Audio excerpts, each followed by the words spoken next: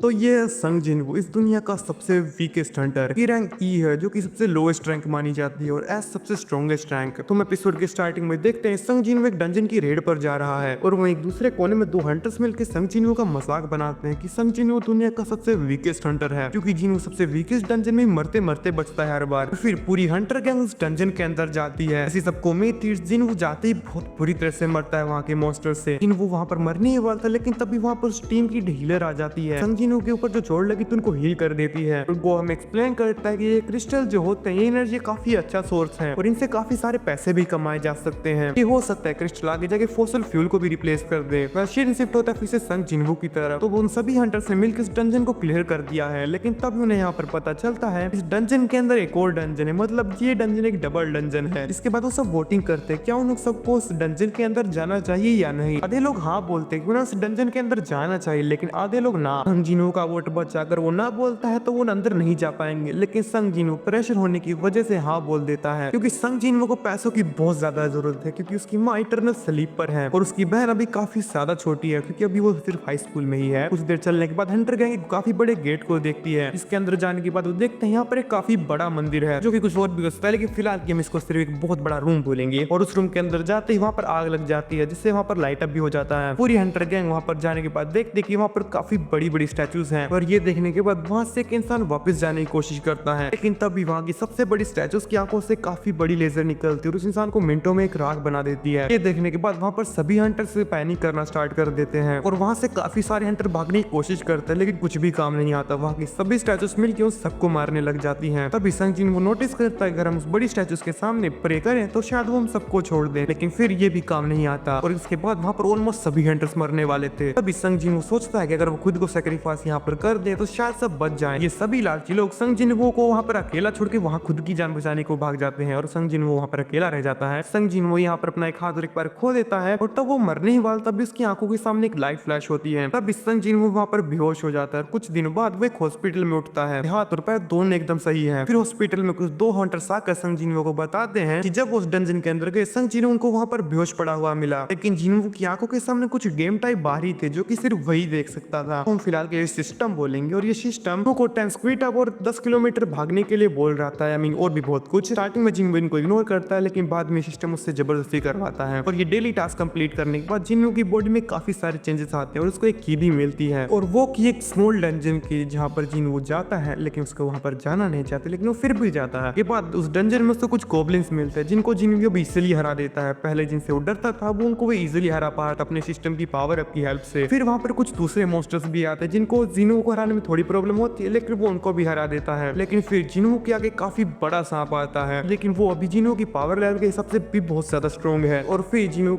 उस बड़े सांप को हरा देता है। बाद सिस्टम उसको एक रिवॉर्ड देता है, काफी स्ट्रॉन्ग डैगर। और इसे कुछ दिनों बाद संग जिनवू फिर से एक डंजन में जाता है और इस डंजन में संग जिनवू का एक काफी अच्छा दोस्ती बन जाता है और इसका नाम यो जिनहो है, लेकिन हम सिर्फ इसको यो ही बोलेंगे। हाँ, संग जिनवू यहाँ पर एक काफी स्ट्रॉन्ग सी लेवल हंटर से भी मिलता है। तो पूरी हंटर गैंग इस डंजन के अंदर जाती है और इस डंजन में जाने के बाद वो कुछ एंट्स को मारते हैं। फिर हमें पता चलता है जो सी लेवल हंटर था वो संग जिनवू और यो को बिट्रे कर देता है और उन्हें मरने के लिए वहां छोड़ देता है। तभी संग जिनवू के ऊपर काफी बड़ी एंट हमला करती है, जो कि सभी एंट्स की क्वीन थी। इसको जिनवू के लिए भी हराना बहुत ज्यादा मुश्किल था, लेकिन सिस्टम ने जो जिनवू को डैगर गिफ्ट किया था उसकी हेल्प से जिनवू सेंट को मार देता है और फिर वो सी लेवल हंटर जिनवू से डील करता है कि वो उसको ज्वाइन कर ले और यो को यहीं की यहीं मार दे। सिस्टम जिनवू को फोर्स करता है कि उन सभी हंटर्स को मार दे यो को छोड़कर। अगर जिनवू ये नहीं करेगा तो सिस्टम जिनवू को मार देगा और जिनवू ना चाहते भी उन सभी सी लेवल हंटर्स को मार देता है। लेकिन इस एपिसोड के एंड में पता चलता है कि जिनवू ने जिस सी लेवल हंटर को मारा था उसका भाई एक एस लेवल हंटर है, जो कि अब जिनवू को मारने के लिए आ रहा है। इस इवेंट के कुछ दिनों बाद जिनवू फिर से यो से मिलता है और यो जिनवू को फोर्स करता है कि वो उसकी गिल्ड को ज्वाइन करे, लेकिन जिनवू उसके मुंह पे ना बोल देता है। फिर हमें पता चलता है कि जिनवू की माँ इटरनल स्लीप के अंदर है, से बाहर निकलना नियर इम्पॉसिबल है, लेकिन अगर जिनवू एक डीमन रैल्म की सभी 100 लेवल्स को क्लीन कर देता है उससे जिनवू को एक ऐसा पोशन मिलेगा जिससे जिनवू अपनी माँ को फिर से ठीक कर सकता है। तो जिनवू अब डीमन रैल्म के अंदर जाता है लेवल्स क्लीन करने के लिए। जिनवू डीमन रैल्म की कुछ लेवल्स क्लीन करने के बाद उसको पता चलता है कि वो इन सबको अभी नहीं हरा सकता, थोड़ा और स्ट्रॉन्ग होना होगा अगर से पूरे डीमन रैल्म को हराना है तो। जिसके बाद जिनवू फिर से यो के पास जाता है और इस बार उसके गिल्ड के ऑफर को ज्वाइन कर लेता है। फिर यो और जिनवू मिलकर कुछ स्मॉल हंटर्स को हायर करते हैं अपने नेक्स्ट डंजन मिशन के लिए, जिसमें गलती से उनके अंदर एक असैसिन भी ज्वाइन कर लेता है और वो असैसिन जिनवू की हंटर गैंग की मेंबर्स को मारना स्टार्ट कर देता है और जिनवू जब ये चीज देखता है तो वो उस असैसिन से लड़ना स्टार्ट कर देता है। जिनवू को भी उस असैसिन को रोकने में काफी सारी प्रॉब्लम प्रॉब्लम्स हो रही थी क्योंकि वो बहुत ज्यादा फास्ट था और जिन्हों को उसकी स्पीड को और उसकी टेक्निक को मैच करने में बहुत ज्यादा प्रॉब्लम हो रही थी। लेकिन किसी तरह जिन्हों आखिर में आकर उस असैसिन को मार ही देता है और इस इवेंट के कुछ दिनों बाद जिन्हों को सिस्टम फिर से एक डंजन का मिशन देता है।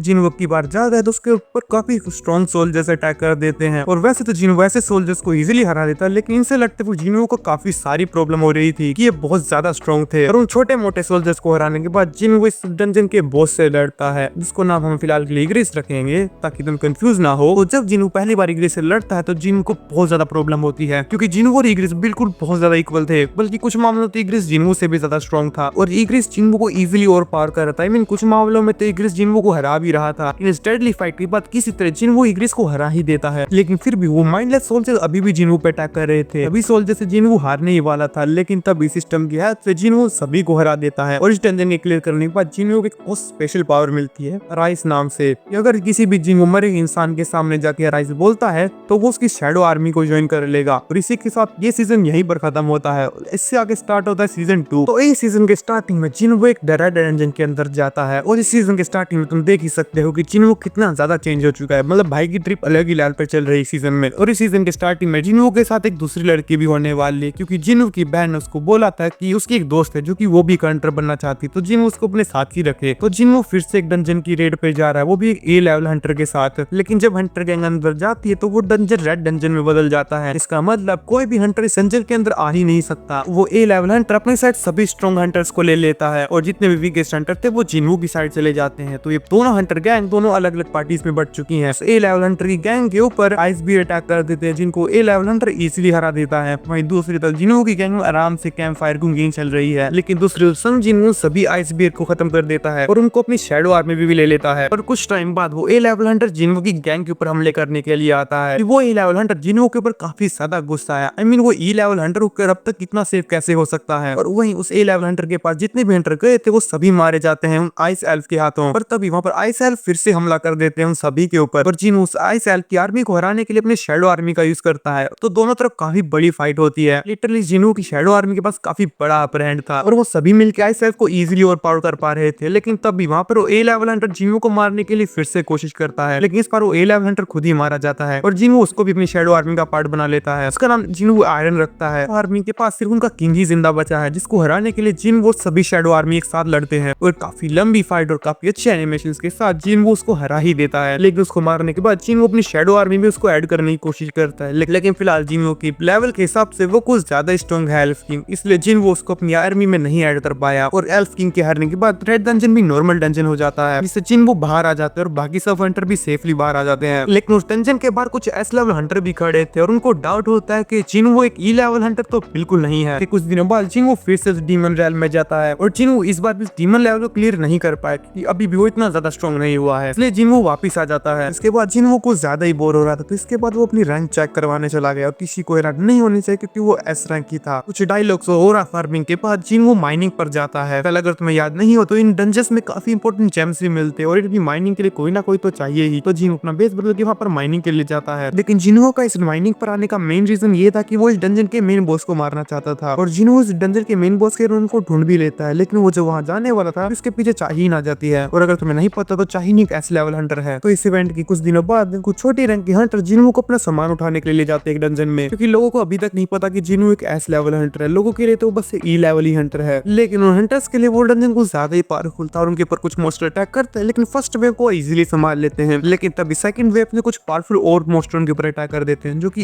इजीली सभी हंटर्स को ओवर पावर कर देते हैं। पर किसी तरह जिन्हों सभी को बचा लेता है, लेकिन फिर वो सभी और मोस्टर्स को उनके बॉस के कमरे में ले जाते हैं और फिर जिन्हों की शैडो आर्मी और उन सभी मोस्टर्स के बीच काफी लंबी वॉर होती है। आखिर में जिन्हों सभी को हरा देता है। फाइट के बाद जिन वो उस मोस्टर को भी अपनी शैडो आर्मी में ऐड कर लेता है, जिसके बाद जिन्हों की शैडो आर्मी और भी ज्यादा पावरफुल हो चुकी है और अब जिन्हों enough strongest demon level clear करने के लिए, जिसके बाद जिन वो फिर से उस रेल में जाता है और इस बार जिन्हों इजीली सभी को हरा देता है। इस बार तो जिन्हों काफी हाई रैंक पर पहुंच चुका है, लेकिन एक काफी हाई लेवल पर जाकर जिन्हों पे कुछ आम लोग हमला करते हैं जो कि डीमन रेल पे रहते थे। जिन्हों बाकी लोगों को तो मार देता है, लेकिन एक लड़की को अपना होस्टेज बना लेता है जो कि आगे जाके उसके वहां के रास्ते गाइड करने वाली है। और फिर कुछ और लेवल क्लियर करने के बाद जिन्हों टॉप लेवल पर पहुंच जाता है जहां पर उसको डीमन रेल का किंग मिलता है। और फिर उस डीमन किंग की आर्मी और जिन्हों की शैडो आर्मी के बीच काफी बड़ी फाइट होती है और एक काफी लंबी और कूल फाइट के बाद जिन्हों उस डीमन को हरा देता है। जिन्हों उस डीमन को भी अपनी शैडो आर्मी में ऐड करने की कोशिश करता है, लेकिन वो कुछ ज्यादा स्ट्रॉन्ग था। लेकिन जिनवू किस तरह स्टीमन के ड्रैगन को अपनी आर्मी में ऐड कर लेता है। इसके बाद जिनवू अपनी नॉर्मल दुनिया में आ जाता है। फिर जिनवू हॉस्पिटल जाकर अपनी माँ को इटरनल स्लीप से बाहर निकाल देता उस पोशन की हेल्प से, जो कि उसे डीमन रैग क्लीन करने से मिला था। तो एपिसोड काफी ज्यादा अच्छा था, लेकिन एनिमे वॉचर्स को कुछ खास पसंद नहीं आया, जिस वजह से सोलो लेवलिंग अब तक का सबसे ज्यादा डिसलाइक करने वाला एपिसोड है। वेल एनीवे, काफी सालों पहले एक जेजू नाम के आइलैंड पे काफी स्ट्रॉन्ग डंजन ओपन हुआ था। वो डंजन कुछ ज्यादा ही पावरफुल, जिस वजह से कोई भी हंटर उसको क्लीन कर ही नहीं पाया। लेकिन उस डंजन के अंदर के मॉन्स्टर बाहर आने लग चुके हैं और वो उड़कर आसपास के देशों पे भी हमला कर रहे हैं। बस साउथ कोरिया और जापान के हंटर्स मिलकर एक अलायंस बनाते हैं जो कि इस आइलैंड को क्लीन करेंगे अब। और ये सभी एस क्लास हंटर्स हैं और वो सभी S class hunters Jeju island पर रेड कर देते हैं। स्टार्टिंग में तो सभी एस क्लास हंटर्स को कोई प्रॉब्लम नहीं होती, लेकिन अचानक से वहां पर एंड किंग बैरू आ जाता है। इसके और आपको फील करके चाहिन को क्लियरली पता चलता है कि वो बहुत ज्यादा स्ट्रॉन्ग है और वो आते इजीली कुछ 2-3 एस क्लास हंटर्स को तो मार ही देता है। फिर भी जापान के सभी S class Hunter south Korea के सभी हंटर्स को धोखा दे देते हैं, लेकिन बैरू सभी जापान के एस क्लास हंटर्स को मार देता है। और फिर बैरू साउथ कोरिया के हंटर्स पे हमला करता है। मैं चाहिन को तो एक ही हमले में मार देता है, बाकी के सभी बच्चे कुछ हंटर्स उसके सामने कुछ खास कर नहीं पाते। तब यहाँ पर संग जिनवू आता है टेलीपोर्ट कर। संग जिनवू जेजू आइलैंड की रेड से अभी के लिए बिल्कुल बाहर था कि वो अपनी फैमिली के साथ कुछ टाइम स्पेंड करना चाहता था। पर जब उसको पता चलता कि सभी एस क्लास हंटर इतनी बुरी तरह से मर रहे तो वो फाइट को ज्वाइन कर लेता है। और फिर बैरू और संग जिनवू की वजह काफी लंबी फाइट होती है और बैरू को हराना संग जिनवू के लिए भी कोई आसान काम नहीं था, क्योंकि वो भी बहुत ज्यादा स्ट्रॉन्ग था। लेकिन काफी लंबी फाइट के बाद संग जिनवू किसी तरह से बैरू को हरा ही देता है। संग जिनवू फिर बैरू को अपनी शैडो आर्मी में भी ऐड कर लेता है और जिनवू को जो पोशन डीमन रैम को क्लीन करने से मिला था, और हाँ वही पोशन वो चाहिन को पिला देता है। बैरू के हमले से चाहिन लगभग मरने ही वाली थी और फिर संग जिनवू बैरू के साथ अपनी शैडो आर्मी की हेल्प से सभी एंट्स को मार देता है और इसी के साथ जेजू आइलैंड रेड खत्म होती है और यहीं पर सीजन 2 भी खत्म होता है और ये वीडियो भी। और अगर तुमने इस वीडियो को यहाँ तक देखा है तो प्लीज लाइक तो कर ही सकते हो, चैनल पे कहीं से न्यू आप सब्सक्राइब भी कर सकते हो। हाँ, मैंने इसी तरह अटैक ऑन टाइटन की पूरी टाइमलाइन को एक्सप्लेन किया है, तो वो तुम यहाँ पर क्लिक करके देख सकते हो। Well that's all today, I am show and